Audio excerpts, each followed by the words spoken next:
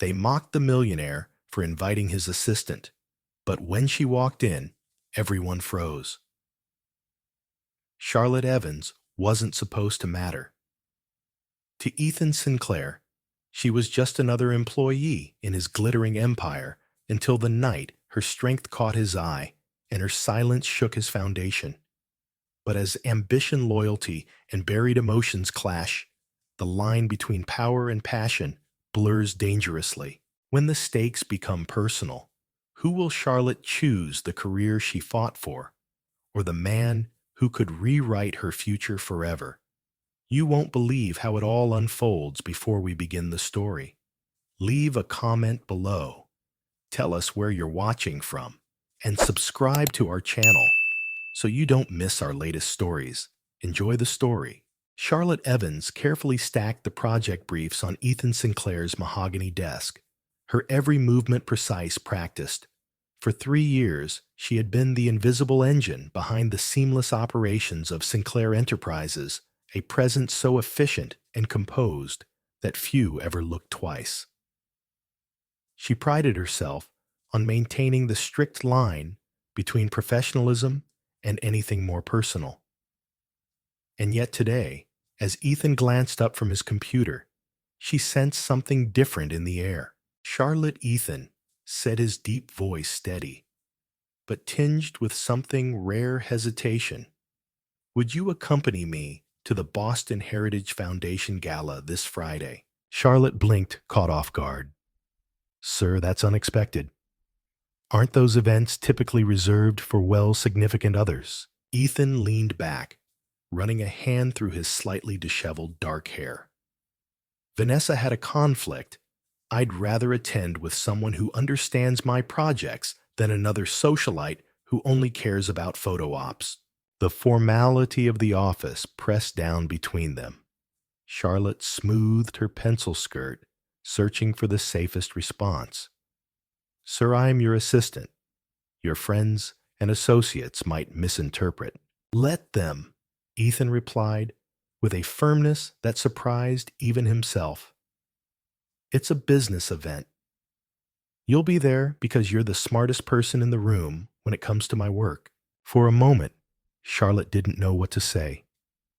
The walls she had so carefully constructed around their professional relationship trembled. She should have declined, should have cited propriety, office policy, anything. Instead, she heard herself say, "Of course, Mr. Sinclair, I'll make the necessary arrangements." Ethan's smile was brief, almost imperceptible, but it warmed something inside her that she quickly tamped down. This was business. It had to be. The days leading up to the gala passed in a blur. Between preparing quarterly reports and coordinating meetings, Charlotte spent her evenings scouring rental websites for a gown she could afford. Designer dresses were not within her budget, not after paying off her student loans and helping her younger brother through college. In the end, she borrowed a vintage emerald gown from a friend, a dress so elegant it felt like stepping into another life. By Friday night, standing in front of the grand lobby of the Fairmont Copley Plaza Hotel, Charlotte's nerves frayed dangerously. The opulent golden glow of the chandeliers, the valet attendants in crisp uniforms, the stream of glamorous guests, all of it made her painfully aware that she did not belong. And then Ethan appeared at the top of the stairs. For a moment, the world seemed to still gone, was the driven, often aloof CEO she knew. Instead, Ethan looked striking, in a perfectly tailored black tuxedo, his blue-gray eyes scanning the crowd until they landed on her. His reaction was unmistakable. He crossed the distance between them in long strides, offering his arm. "You look."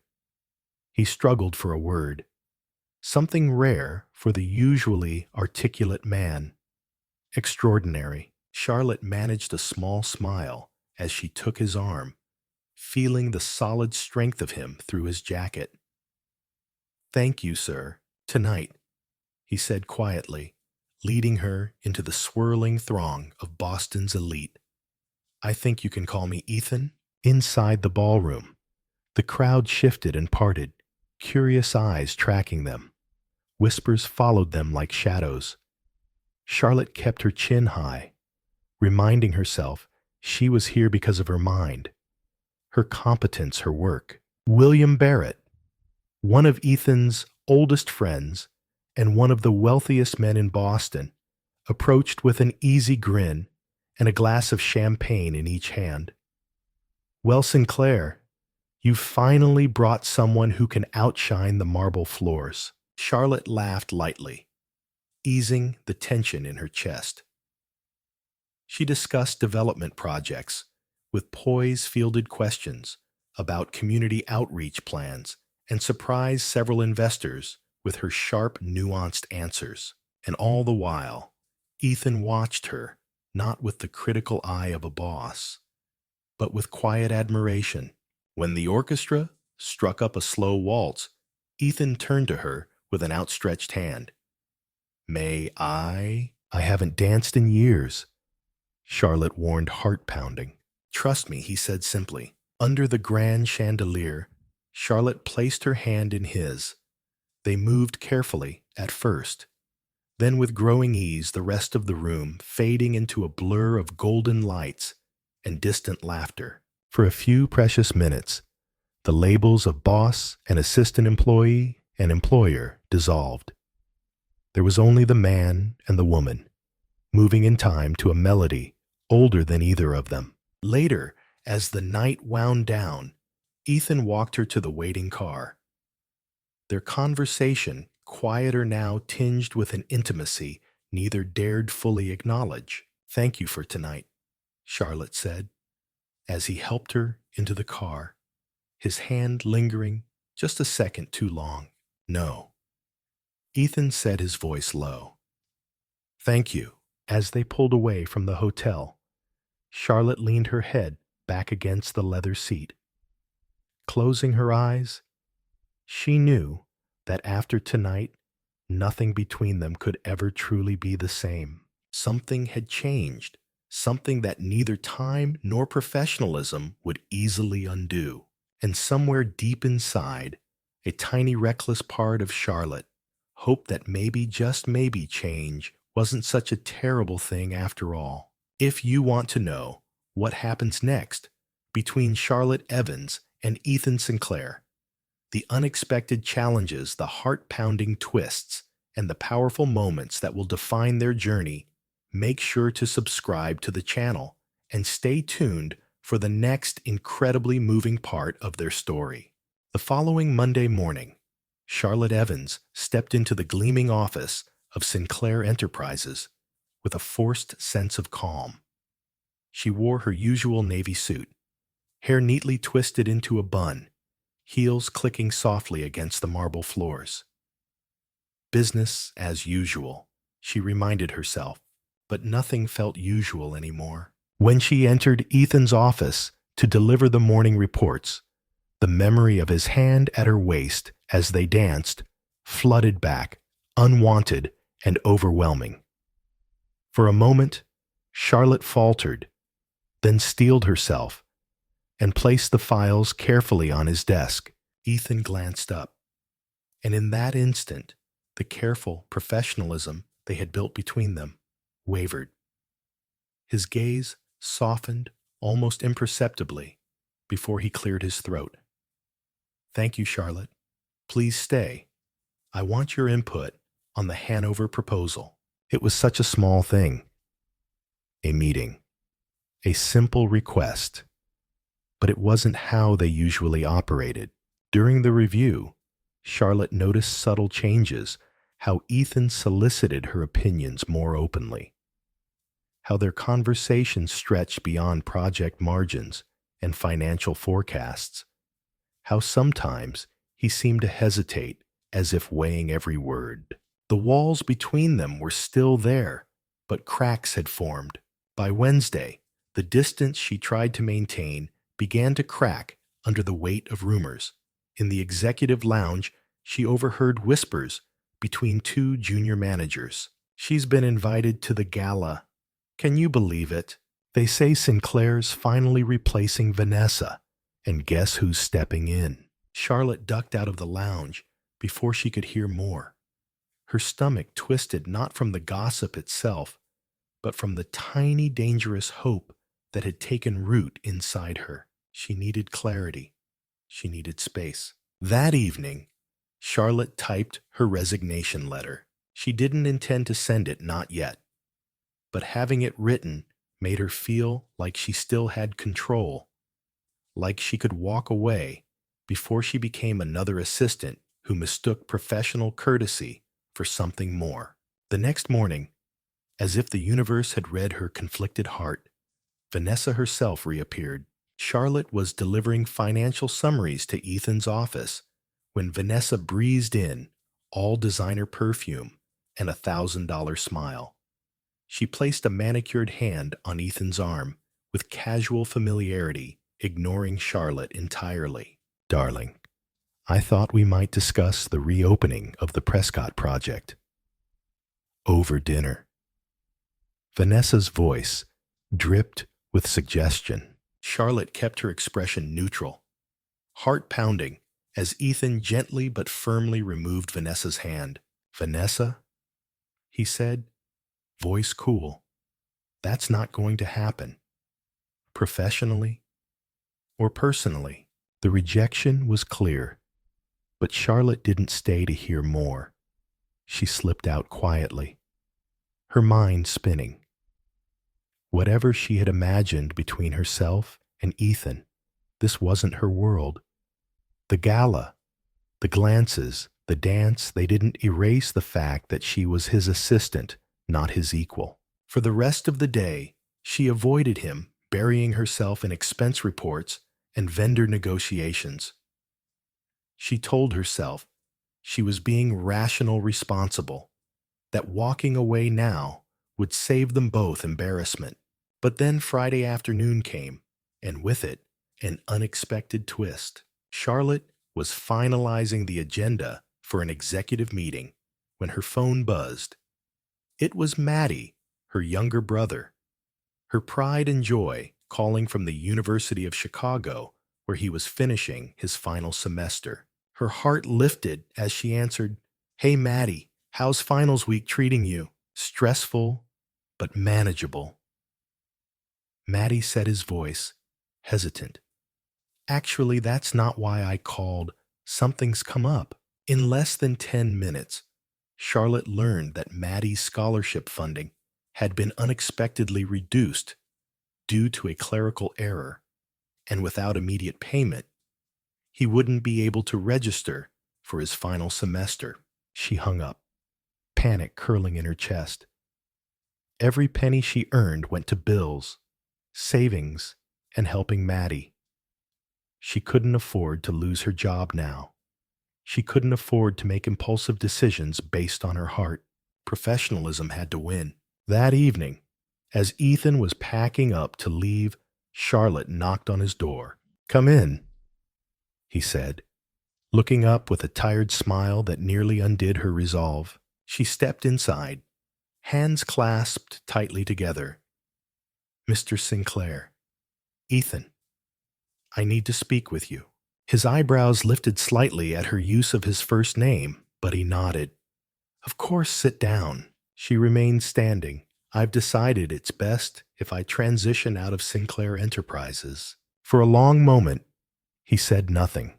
The only sound was the soft hum of the city far below the windows. "Why he asked, finally, voice low. Charlotte swallowed hard. "It's clear that after the gala, things have shifted. I don't want to risk the integrity of our professional relationship. It's better for both of us." Ethan stood, slowly moving around his desk, until he was only a few feet from her. "Charlotte, I'm not sure where this is coming from, but you deserve someone from your world," she interrupted, heart hammering in her chest. "Someone who doesn't cause rumors or doubts." He looked at her with an intensity that made breathing difficult. You think I care about their whispers, about what's easy. She forced herself to hold his gaze.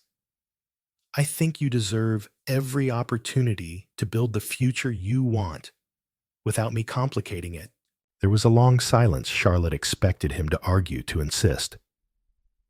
Instead, Ethan took a deep breath and stepped back. If this is truly what you want, he said quietly, then I won't stop you.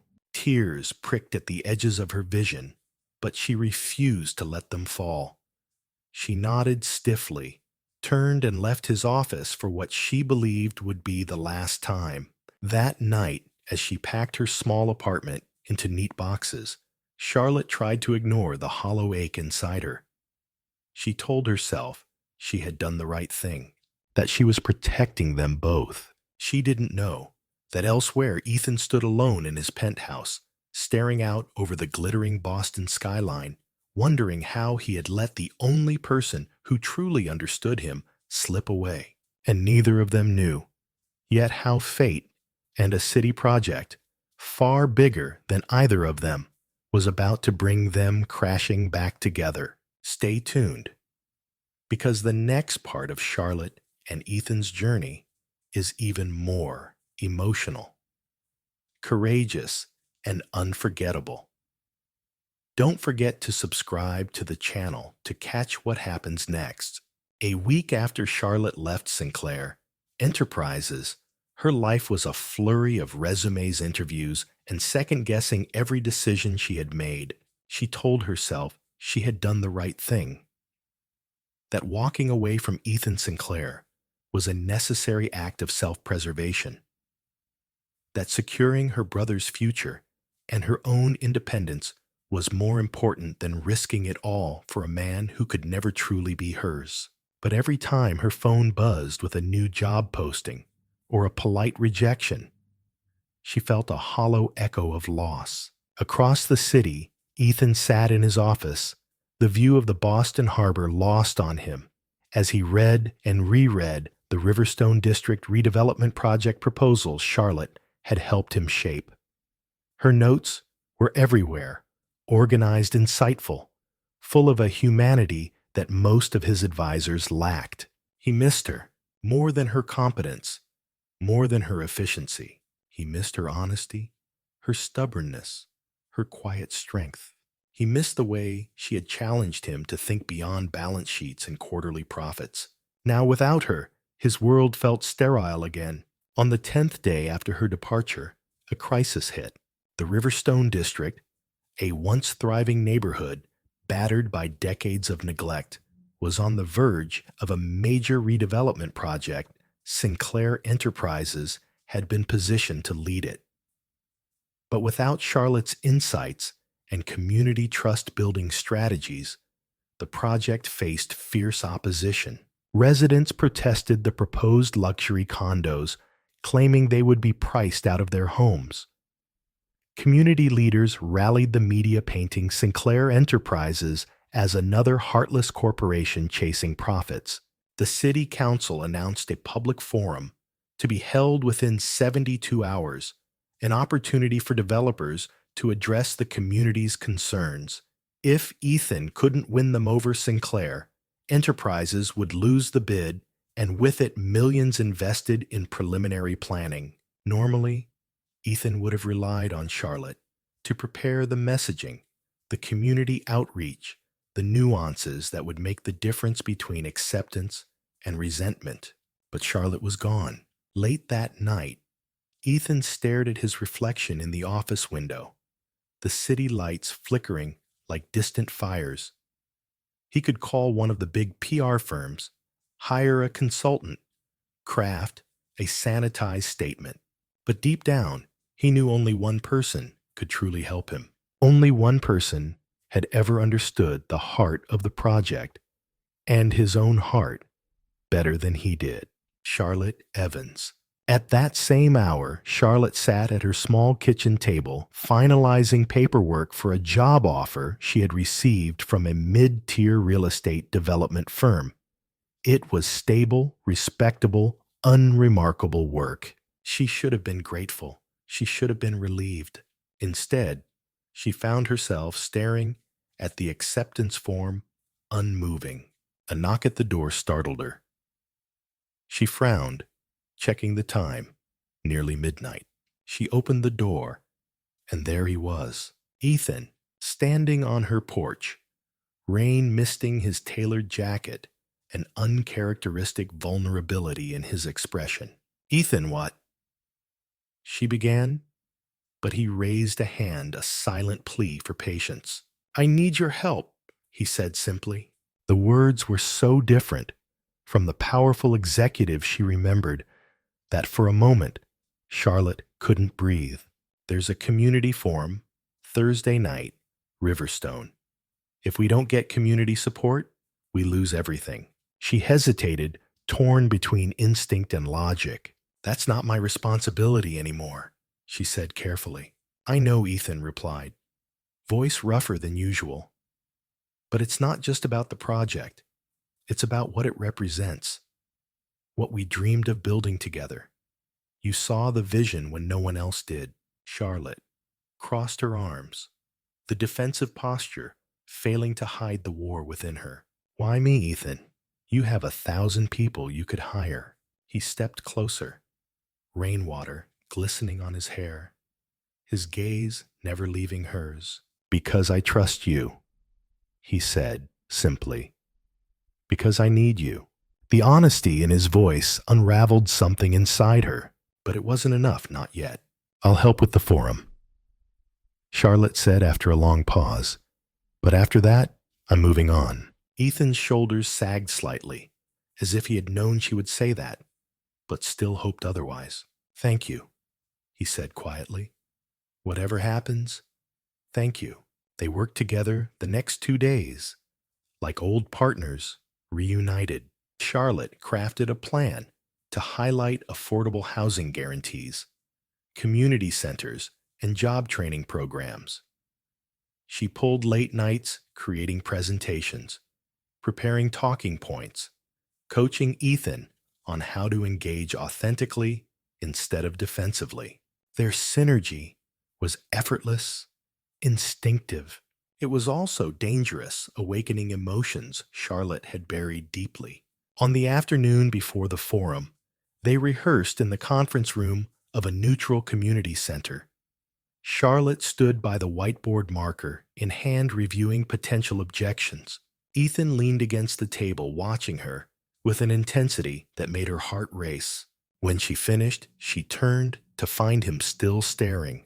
"What?" she asked, forcing a smile. "You're brilliant," he said, simply, voice low. "You're the heart of this entire project." The room felt suddenly too small, the air charged. "Don't," Charlotte said, voice trembling. "Don't make this harder." "I'm not trying to complicate anything," Ethan said, taking a careful step closer. "I just want you to know, whatever happens tomorrow, you changed me." Charlotte, silence stretched between them, thick with all the words they couldn't say. Finally, she looked away, blinking rapidly. "Focus on the forum," she said, voice barely steady.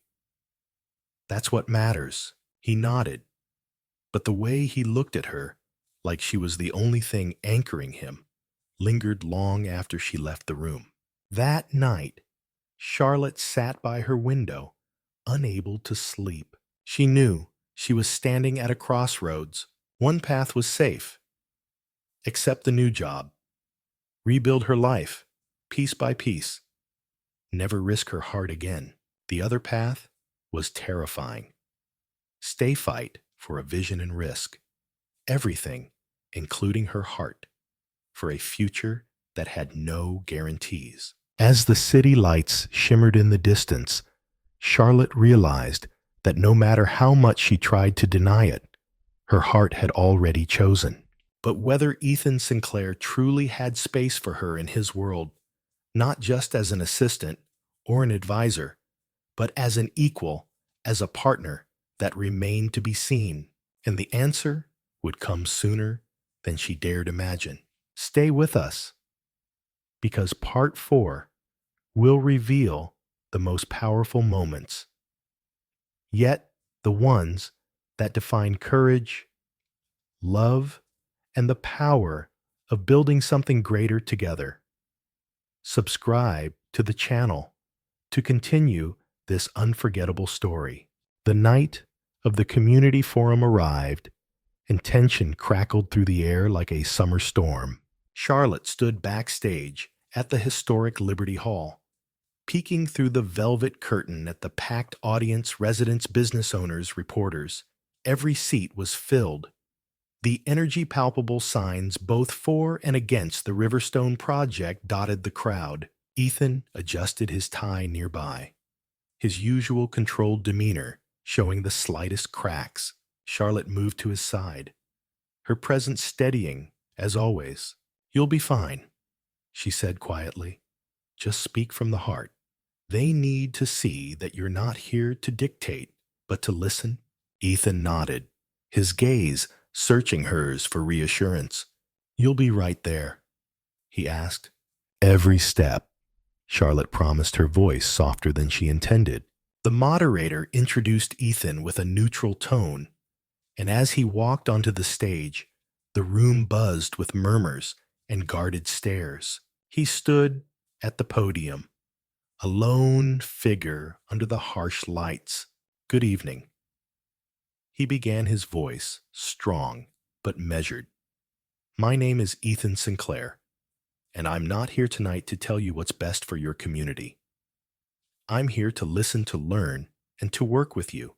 There was a pause, skeptical silence. Then Charlotte's plan unfolded.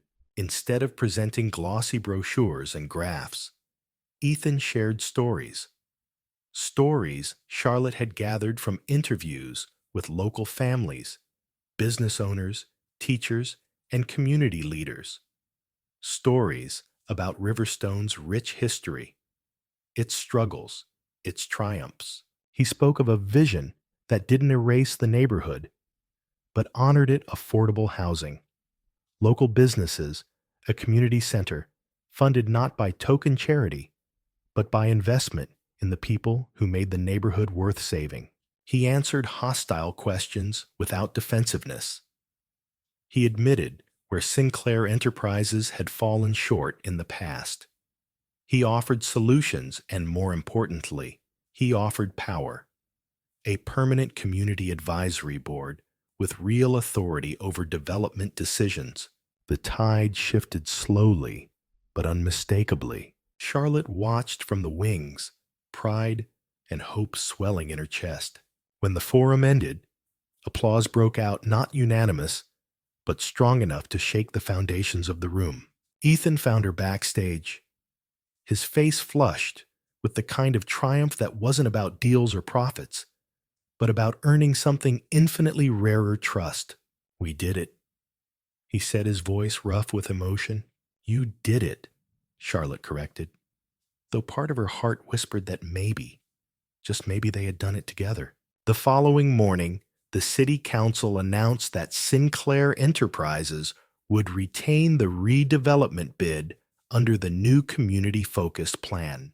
Media outlets hailed the approach as groundbreaking. Sinclair Enterprises' stock stabilized after weeks of uncertainty. For the first time in months, hope seemed tangible. That afternoon, Ethan asked Charlotte to meet him at the Riverstone Community Park, the future site of the new center. The crisp autumn air carried the scent of fallen leaves as Charlotte approached, wrapping her scarf tighter around her neck. Ethan was waiting near the old playground, hands in his pockets, his posture uncharacteristically hesitant. "Thank you for meeting me," he said when she reached him. "You're welcome," she replied, unsure what else to say. For a moment, neither spoke, the sounds of children playing and distant traffic filling the silence. Finally, Ethan took a breath. "I meant what I said at the forum," he began. "About building something together." Charlotte nodded cautiously. "I know you're planning to move on," he continued, voice lower now. "I know I gave you every reason to think you didn't belong here, not just at Sinclair Enterprises, but in my life. He turned to face her fully. But I was wrong. Charlotte's heart hammered against her ribs. I don't want an assistant who makes my life easier. Ethan said, I want a partner who challenges me, who sees the world differently, who sees me differently. She swallowed hard. You're offering me a job, she asked, half teasing, half terrified. I'm offering you a place. Ethan said, his eyes earnest. In the new division, Community Development Initiatives, you'd lead it, full authority, full partnership. He paused. And I'm asking you outside of work to give us a chance. Not because I need you, not because you make my business better, but because you make me better. Charlotte felt the earth shift beneath her feet. I don't want you to stay because you feel obligated, Ethan said. I want you to stay because you believe in what we're building and because you believe in us. Tears pricked her eyes, unexpected and uninvited. I need time, she said, honestly. Ethan nodded acceptance in his eyes, even though hope lingered. I'll wait, he said simply. She stepped closer, close enough that she could see the exhaustion in his face, the weight of the last few weeks, but also the unshakable conviction there. I'm not saying yes to everything right now, she said quietly, but I'm not saying goodbye either. Relief flickered across his features. I can work with that, he said, the ghost of a smile tugging at his lips. As they stood there, the chilly wind stirring leaves around their feet, Charlotte realized that for the first time in a long time, the future didn't feel like a cage or a race. It felt like a door, open and waiting. She wasn't stepping into someone else's world. She was helping create a new one. Together, stay tuned, because part 5 is where everything comes full circle. The dreams, the risks, and a choice that will define their lives forever. Don't forget to subscribe to the channel so you won't miss the incredible conclusion. 2 months later, the grand opening of the Riverstone Community Center buzzed with a vibrant energy that not even the chill of early December could diminish. Charlotte stood near the entrance, watching as families wandered through the bright modern space. There were children's art displays, local food vendors setting up tables, and the sound of a student band warming up in the new auditorium. The center was alive exactly as she had envisioned during the long, uncertain nights when the project had seemed like an impossible dream. She glanced across the crowd and spotted Ethan speaking with a small group of city officials and journalists. Even in his tailored charcoal coat and winter scarf, he looked less like the untouchable CEO he had once been, and more like a man deeply rooted in something greater than himself. Their eyes met across the busy hall, and for a moment it was as if the noise around them faded into nothing. Later, during the official ribbon-cutting ceremony, Ethan took the microphone. His words were simple, but powerful. This center isn't just another project. It's a promise that progress and history can exist side by side, that business can serve people, not replace them. And none of this, he said, his voice warming as he turned to Charlotte standing nearby, would have been possible without someone who refused to let me forget what truly matters. Applause rippled through the gathered crowd, but Charlotte barely heard it. She was too focused on the pride and affection shining in Ethan's expression. After the speeches and interviews, Ethan pulled her aside into a quieter corner of the center. Snow flurried outside the glass windows, dusting the streets of Riverstone in soft white. You're incredible, you know that, he said, his voice low. I just did what needed to be done, Charlotte replied, though a blush crept up her neck. Ethan shook his head slightly. You built more than a project, Charlotte. You helped rebuild me, Huss. She hesitated, emotions crowding her chest. I accepted the position, she said, finally. Director of Community Initiatives, full autonomy, just as you promised. His smile lit up his whole face. And, she added, feeling suddenly brave, I'm ready to take a chance on us, too. Ethan's eyes darkened with something deep and undeniable. No contracts, no business clauses. He said, just two people choosing each other. She nodded, her heart full. Without hesitation, he reached into the inside pocket of his coat and pulled out a small box, the kind she had seen 1,000 times in jewelry stores, but never dreamed would be meant for her. I didn't plan to do this today, Ethan said almost sheepishly, but sometimes life doesn't wait for perfect timing. He opened the box to reveal a simple but stunning ring, a sapphire encircled by tiny diamonds, elegant and strong, much like Charlotte herself. I don't want a world without you in it, he said, not just as a partner in work, as my partner in life. Charlotte Evans, will you marry me?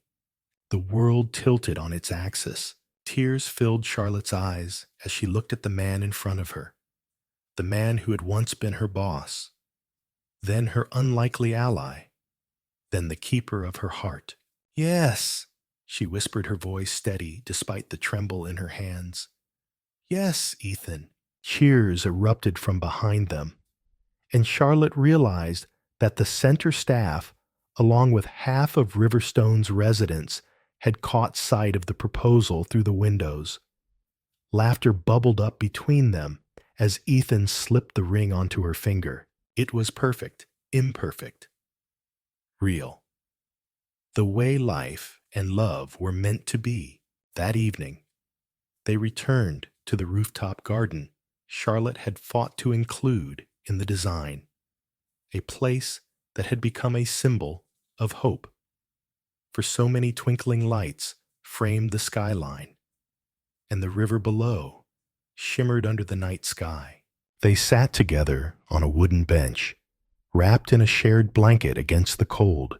Do you remember when you first called me stubborn? Charlotte teased.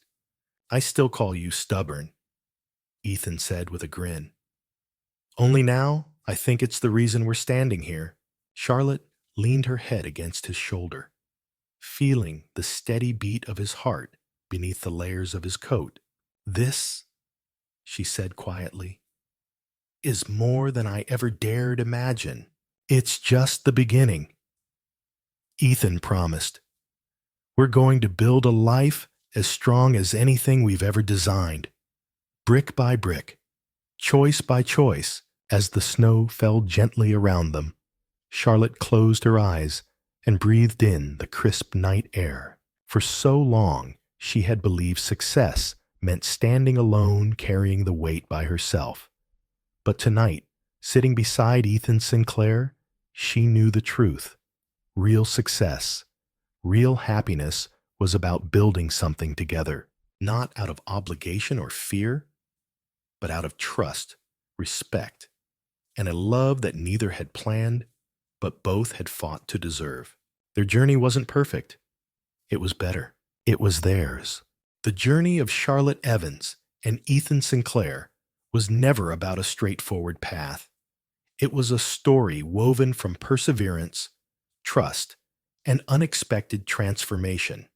From the day Charlotte challenged Ethan's corporate-driven vision to the night he asked her not just to stay, but to stand beside him as an equal.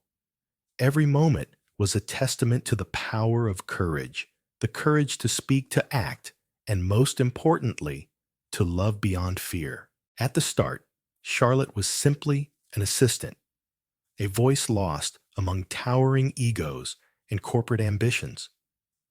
Ethan, hardened by past failures and driven by a relentless pursuit of success, had built walls so high, even he had forgotten why he put them there. But through shared projects, difficult conversations, and vulnerable moments, they dismantled those walls, brick by brick. Charlotte reminded Ethan of the human side of development, the communities, the families, the histories, And Ethan, in turn, showed Charlotte that she didn't have to fight every battle alone. Together, they built not just the Riverstone Community Center, but a foundation for something infinitely more precious: a life intertwined by mutual respect, growth, and an unshakable bond. Their story teaches us that real success isn't about standing alone at the top. It's about reaching that summit with the right person by your side. It's about partnerships that honor both ambition and heart. It's about choosing someone every single day, even when the path gets messy, even when fear whispers that it's safer to walk away. The greatest lesson from Charlotte and Ethan's journey is that love and success are not separate pursuits. They are woven together through trust, vulnerability, and the courage to evolve. In a world that often tells us to guard ourselves and put ambition above connection, their story reminds us that the most meaningful victories are the ones we share with others. And how do we apply this to our own lives today? By daring to be brave in our relationships and careers, by standing up for what matters, even when it's hard, by being open to love and partnership, even when we fear it might complicate our plans, by realizing that protecting our hearts too fiercely might shield us from pain, but it also shuts out the kind of joy that transforms lives. Now, we'd love to hear your thoughts. Have you ever faced a moment where you had to choose between safety and taking a leap for something or someone you believed in? What did you learn from it? Drop your story or opinion in the comments below.